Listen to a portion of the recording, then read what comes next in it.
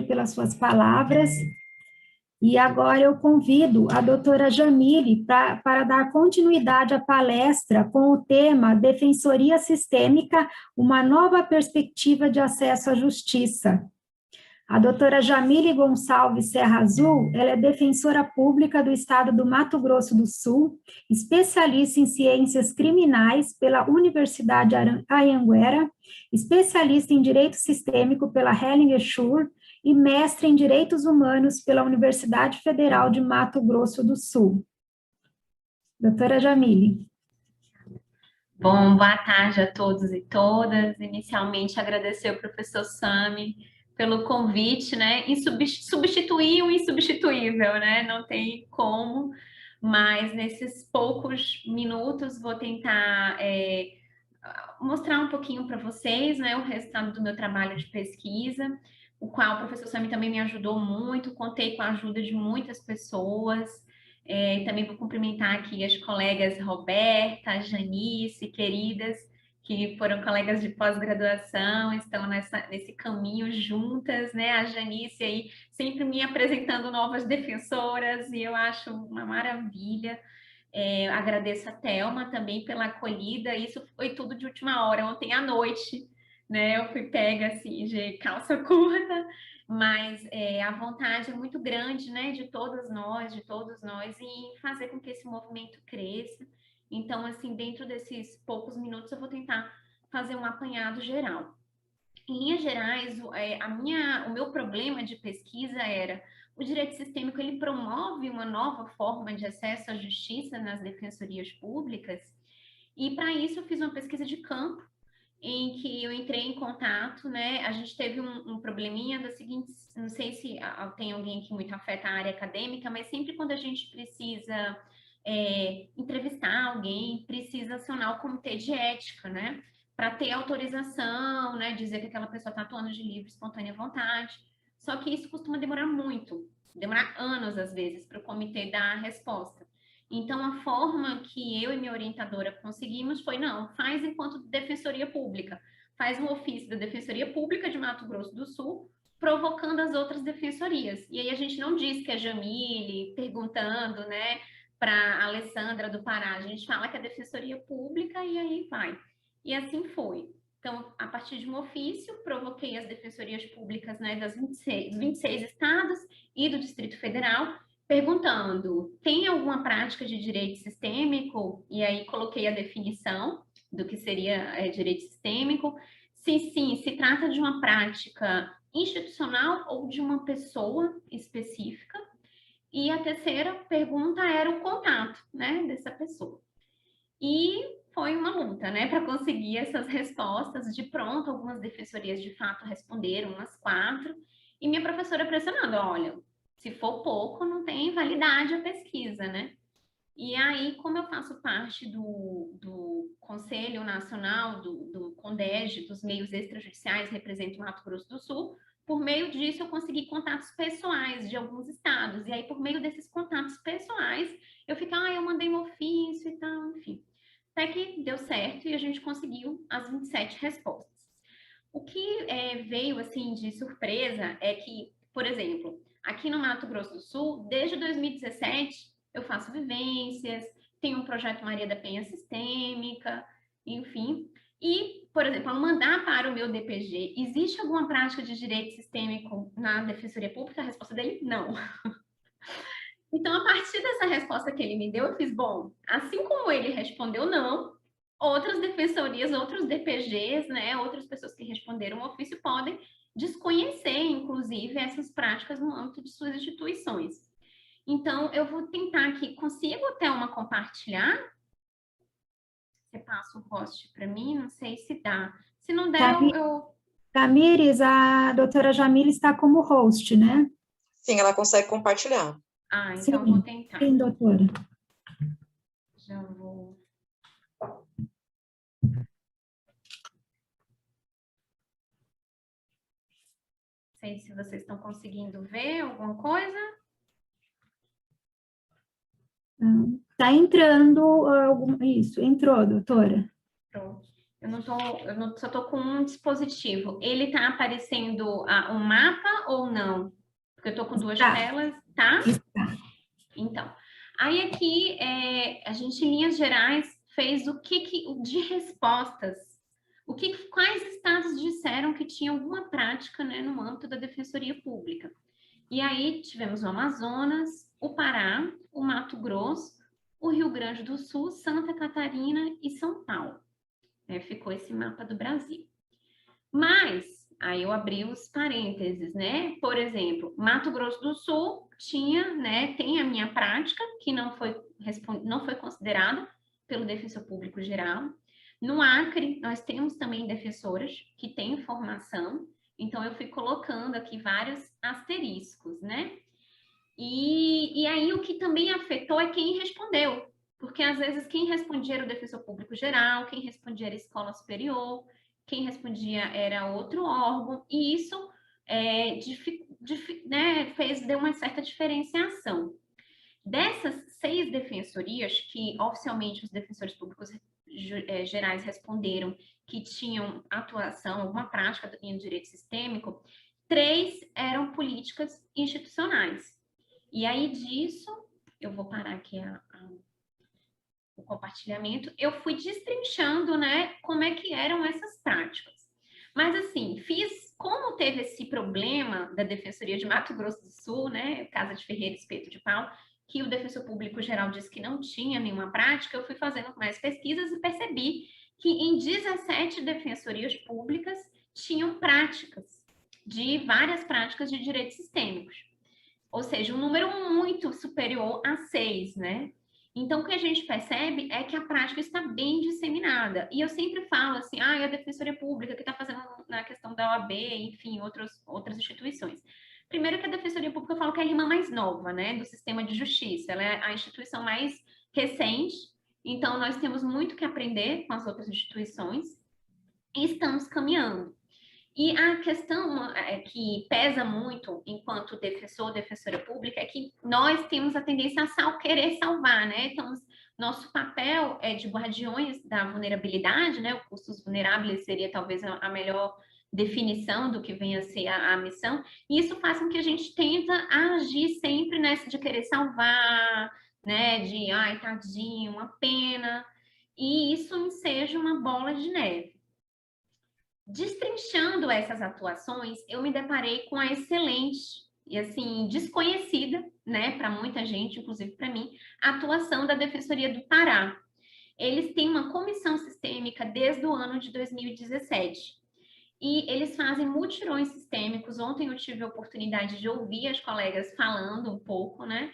E é assim, gente, é impressionante. Eu não sei se aí em São Paulo vocês usam PJE, mas a revolução que a Defensoria do Pará fez com o uso do direito sistêmico foi tanto que hoje existe na aba do PJE comissão sistêmica, uma possibilidade de você remeter o processo diretamente para a comissão sistêmica, porque como eles fazem os acordos, na hora de cadastrar já tem essa possibilidade de selecionar a comissão sistêmica.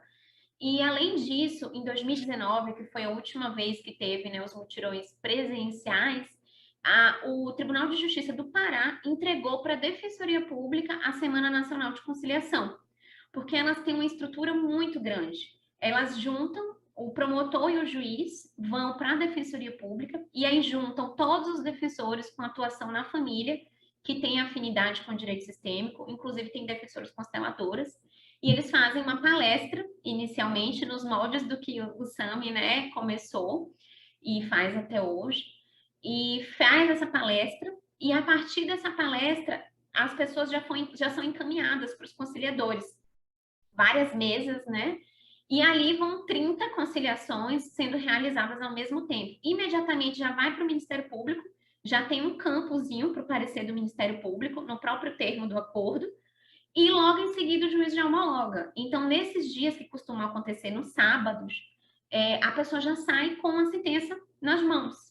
E como o resultado estava sendo muito bom, porque o que elas apresentam de dados é que elas não têm o retorno do usuário da defensoria.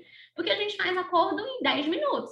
Só que depois, né, em 30 minutos, aquela pessoa está ali de volta, querendo o cumprimento, querendo a revisão. E lá no Pará, eles conseguiram, né, por meio de dados, atestar que as pessoas que fizeram seus acordos nos mutirões sistêmicos, eles não voltam para a Defensoria Pública. Então, essa é uma prática, assim, que é bastante exitosa.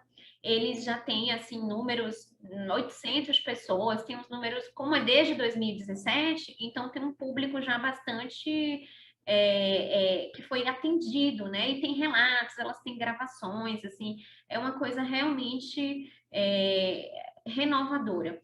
E o que, né, além, tem o Rio Grande do Sul também, uma outra grande referência. Eles tiveram agora uma resolução aprovada em abril, em que prevê a utilização do direito sistêmico, inclusive na seara criminal. Então, eles criaram um núcleo, né, de tratamento de conflitos, e entre os instrumentos, as abordagens desse núcleo, tem o direito sistêmico. E eles, para lidar com a nossa falta de pessoal, de estrutura, o que eles fizeram? Fizeram convênios com os cursos de formação de constelação familiar, de direito sistêmico, que aí as pessoas se formam e podem estagiar na Defensoria Pública. Eu achei essa solução extremamente válida. E agora, no período da pandemia, o número de constelações familiares triplicou na Defensoria Pública do Rio Grande do Sul, porque as pessoas aumentou muito o nosso atendimento e os cursos, né, também têm tido muito interesse. Então, a PUC Rio Grande do Sul tem uma especialização, né, em direito sistêmico, salvo engano, e os alunos dele estagiam na Defensoria Pública do Rio Grande do Sul, colocando em prática, né, essa abordagem. E o que a gente analisou e concluiu a partir de todos esses estudos é que é uma nova forma, de fato, de acesso à justiça. O fato dessas pessoas não voltarem para nos procurar, né, porque elas se empoderam da resolução das demandas delas. Quando elas têm conhecimento, né, das ordens do amor, de como normalmente costumam funcionar as dinâmicas de conflito, elas já olham, né, poxa, eu vou continuar batendo nessa mesma tecla. Eu sempre digo, hoje a gente tem as oficinas das famílias aqui, né, que foi uma adaptação que a Patrícia Pitan, lá do Rio Grande do Sul, fez da oficina de CNJ, de pais e filhos. Ela adaptou para a realidade da Defensoria Pública, que pode ser utilizada na advocacia, pode ser utilizada em qualquer âmbito. Então, as pessoas que vão ser atendidas na Defensoria do Rio Grande do Sul, elas têm que passar por uma oficina. E nessa oficina são trabalhadas as ordens do amor, e aí fala, né, questão de pensão alimentícia, de cumprimento, que são as nossas maiores demandas. Lá é obrigado, a pessoa só tem o atendimento se passar por essa oficina. Aqui no Mato Grosso do Sul, a gente não obriga, a gente convida. E após essa participação nessa oficina, tem um atendimento jurídico em um outro dia. E as pessoas já vão com outra cabeça, pelo simples contato, conhecimento. E eu sempre digo, se eu sei que existe uma lei da gravidade, que se eu pegar meu celular e tirar a mão, ele vai cair, eu vou ter cuidado com aquilo que eu quero que não quebre, né? Eu vou segurar direitinho. Da mesma forma, se a gente tem conhecimento dessas leis de relacionamento, a gente passa a ter outras posturas, evitando que eles quebrem, que eles rachem, né? Então, é a mesma coisa. E a partir disso, aí as mães, quando elas vão ser atendidas, elas já falam, não, eu sei que eu não posso proibir o pai do menino, né, para ver. Então, a gente já vê uma mudança com esse simples conhecimento. Claro que isso não é para todos. Às vezes, não aconteceu comigo, mas com a Patrícia já aconteceu de uma pessoa participar de 3 oficinas.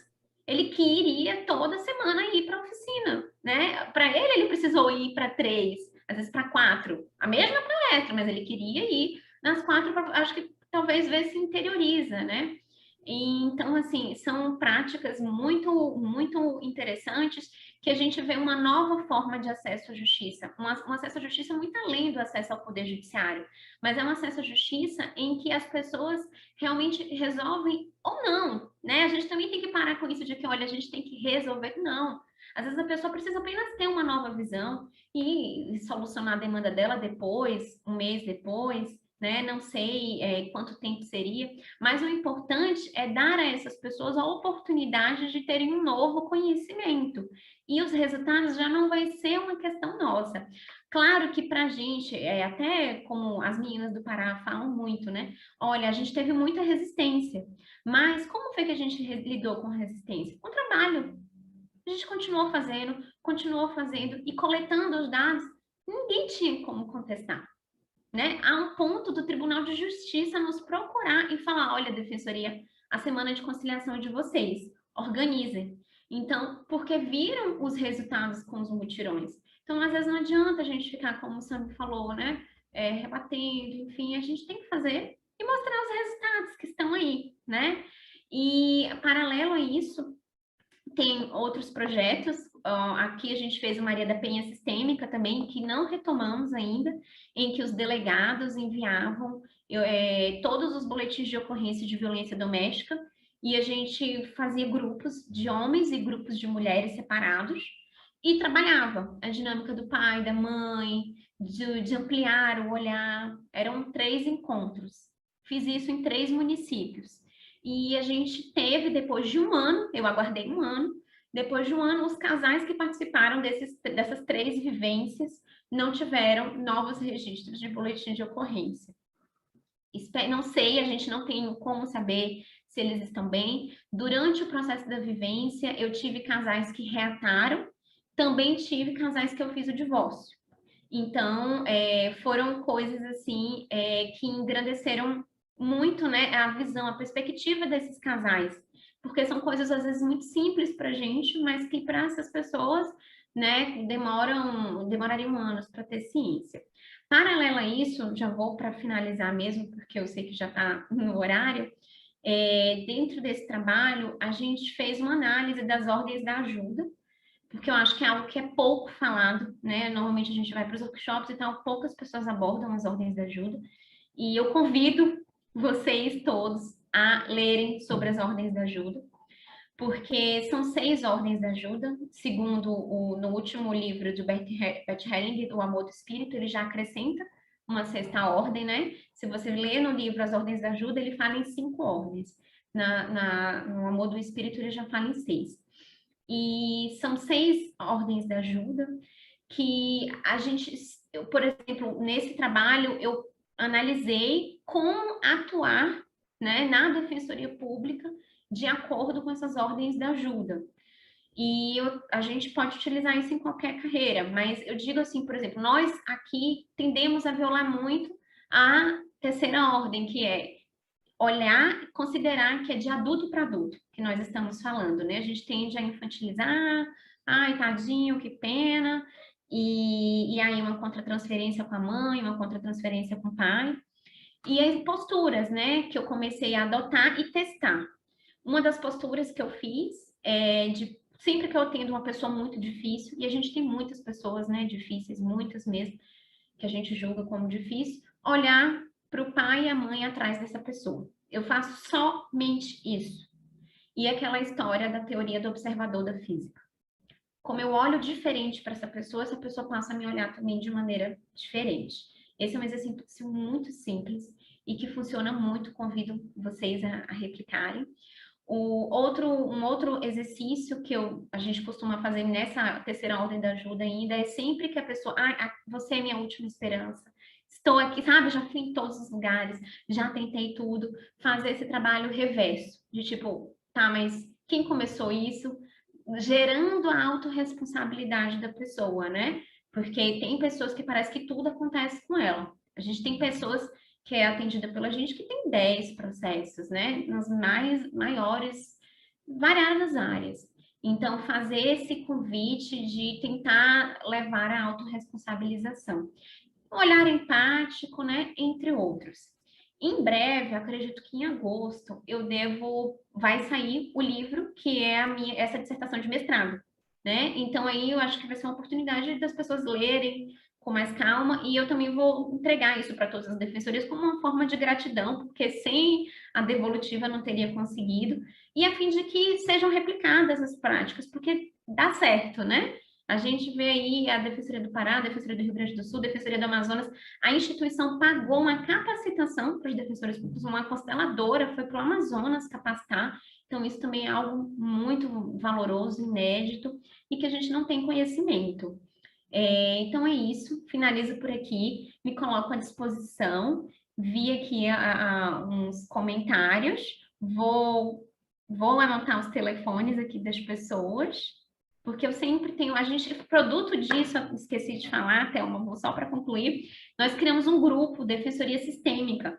Eu peguei, como eu tive que entrar em contato, né, com todas as defensorias, eu fui salvando os contatos e criamos um grupo. Nós nos reunimos, né, na última segunda-feira do mês, onde a gente faz essa troca de como é que está na sua instituição. Tem defensoria que quer implantar, São Paulo mesmo, as meninas estão numa luta para tentar implantar. A resistência é muito grande do pessoal que trabalha com a defesa da mulher, com a defesa da criança, há uma resistência muito grande. Então, por isso que a gente tem essas práticas e divulga essas práticas para que haja um novo olhar, né? Um olhar sem preconceito. Olha o resultado, vai ver essas pessoas, pergunta se elas foram maltratadas, né? O convite que eu faço é esse. Conversa com as mulheres que eu atendi, pergunta se elas se sentiram subjugadas, com um tratamento, com uma visão patriarcal ou algo do tipo. E é isso. Fico à disposição, gratidão. Só um minutinho, doutora Iraci, gratidão, doutora Jamília, só um minutinho só para te pedir, se você puder colocar os seus contatos no chat,